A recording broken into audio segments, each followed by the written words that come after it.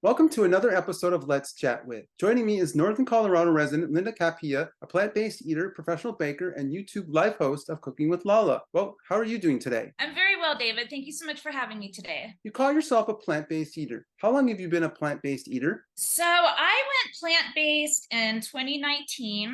I was having a lot of health issues. And I was trying to teach myself about nutrition because I had been obese for about 8 years and I kept just trying different types of diets.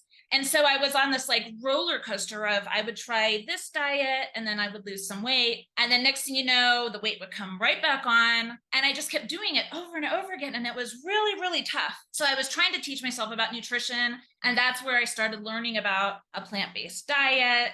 And so I was plant-based in 2019. That's when I started. And then I became an ethical vegan in 2020. How did people respond to you when you told them that you were going plant-based? The plant-based was fine. I don't think, I have a lot of really supportive people in my circle. So I'm just really, really lucky with that. So everybody just really supported me. They were happy with what I was doing. They wanted me to be healthy. So they were happy for me. But when I went vegan, that was a little bit different.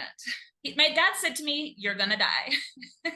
What advice do you have for someone that wants to go plant-based and vegan? Well, it's funny. I'm doing a series on my YouTube channel where I'm going to actually discuss the differences between being plant-based and the differences between or being an ethical vegan, because they're not the same thing. And I know a lot of people actually think that they are. For somebody going plant-based, I would tell them just start adding more plants, more whole plants into your diet.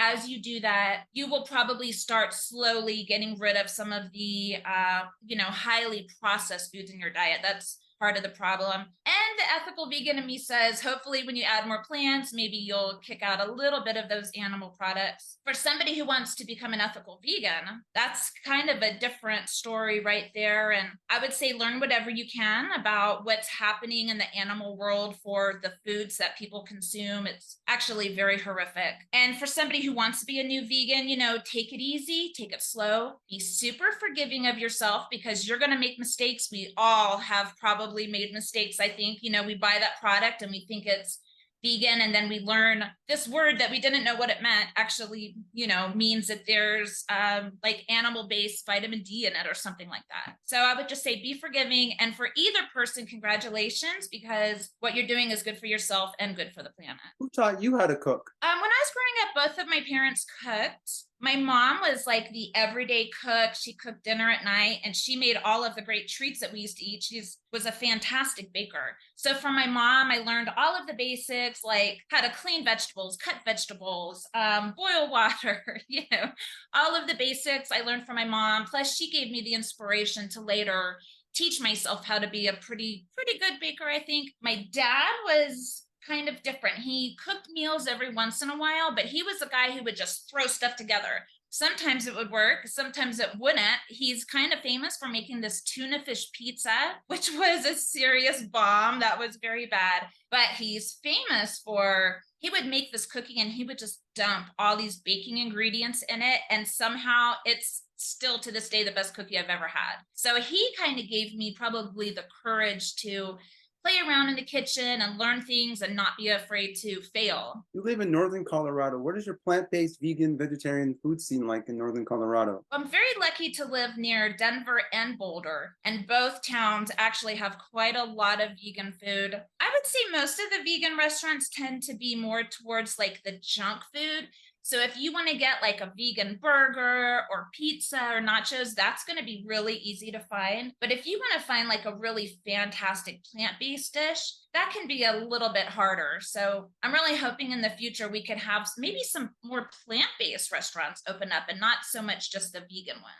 You're the host of the live show, the YouTube live show called Cooking with Lala on Thursdays at 6 p.m. Eastern. How did that show get started? I have a great passion for cooking and I like to think I'm pretty good at it. And, when I'm on social media all the time, I always give this example of, I see people eating like a bowl of rice with some green beans on it and that's their dinner. And I'm just like, where's the flavor? There's no sauce, there's no seasoning. And I'm just like, come on, you could do better. I would really like to see people eat a lot more plants. So I'm hoping that I can show people that, you can eat carrots. Even if you think you don't like them, try this carrot recipe because it is so good. It's going to blow you away. Maybe I can help people eat more plants that are very flavorful, also healthy, good for the animals, good for your body, all of that. That's what I'm really hoping to achieve with this show. What kind of dishes do you cook? I cook just about everything. Since I have been plant-based and vegan, I'll take anything that I'm hungry for. Maybe it's something I haven't had in years, or something I've never made since I've been a plant-based vegan, and I will just veganize it, plant-base it. Last week on my show, I made lasagna. It was so good, like really, really good, and pretty simple to make. I think pretty much anybody could do it. This week, I'm making a Thai inspired salad and some summer rolls. I just love all kinds of foods. I love eating everything. I really don't have very many dislikes as long as it's not animals. How long has the show been on for? We're just finishing 2 months. It's a brand new show. Very new, very fresh. What has been the response been like towards the live show? It's pretty tough to get a YouTube channel started. So it's definitely slower than I would like. I do have subscribers and I do get some comments. Most of all that actually comes from the people who love and adore me. So that's really nice. But I'm hoping that I can bring some more interest, between your podcast and the social medias. I'd really like to get some more interest in the show. I'm not giving up. I'm going to keep doing it. So hopefully the viewers will come. Besides the cooking aspect of the live show, what do you hope people take away from it when watching? Add flavor. Season your food. Seasonings are great. They're good for you. They're actually really good for you. Seasonings and herbs. Even if you're SOS free and you don't use any salt, oil, or sugar, that's totally fine. You can still make foods that are really delicious. And that's what I'm really hoping that I can teach people on my show. Where do you see the show going in the next few months? I'm hoping that by December that I've grown my viewership a whole lot. And I have some other ideas for the show. So I just need to get those viewers, and who knows where we'll go. I'm very excited about it though. Speaking of other ideas, will the show ever have its own merchandise in the future? That would be fun. I always have these ideas about dancing vegetables on the t-shirt and funny sayings. I don't know if I'll be good enough to come up with that stuff, but I might try for sure. When you're not doing the live cooking show, you're a professional baker. How did you become a professional baker? Well, I would definitely say that started with my mother. She just made these phenomenal cakes growing up. I don't even know how, there was no social media back then. There was no Google back then. And she just created these real masterpieces. I think I was the kid on the block who always had the most envy from all the other kids because my cakes just looked so amazing. And so she really inspired me. So my last baking business ended right before I became plant-based. So since I've been plant-based, I really haven't been doing a lot of baking. I'm mostly focusing on, the more savory foods. But I'm going to be getting into that real soon, and hopefully I'll put some shows out about vegan baking as well. What kind of baked goods did you create? I really loved cakes. I was pretty fantastic at cakes. They're a lot of work, and I just want to tell the community, when you order a cake, if they charge you a lot of money, it's well worth it, because just designing the cake, it takes so much time. It's not necessarily the cost of the ingredients, but it's really time consuming. So anyways, I loved cakes. I had the best brownie recipe probably, and I made caramel popcorn and candy and all kinds of things. I don't really eat much of that stuff anymore though. What has been the most interesting baked good you have ever made? Most interesting. I definitely enjoyed making candies. Okay, I do have a story. So my daughter and I opened that business. The first big show that we had was the 420 Festival in Denver, Colorado, which was actually very world famous at the time.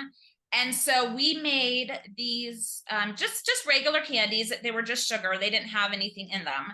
But we made candies in the shape of a marijuana leaf, and we got on the Denver Post. And that was 2 months into our business. So that was actually a really cool experience. And finally, besides YouTube, where can people find more information about you? Instagram, Threads, TikTok, Twitter, Facebook, website? Yep. So I'm on all of the socials that I'm on, including, YouTube, Instagram, TikTok, Facebook.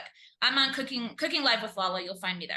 Well, thank you, Linda, for joining me on this episode of Let's Chat With. Thank you so much, David. It's been a fun time.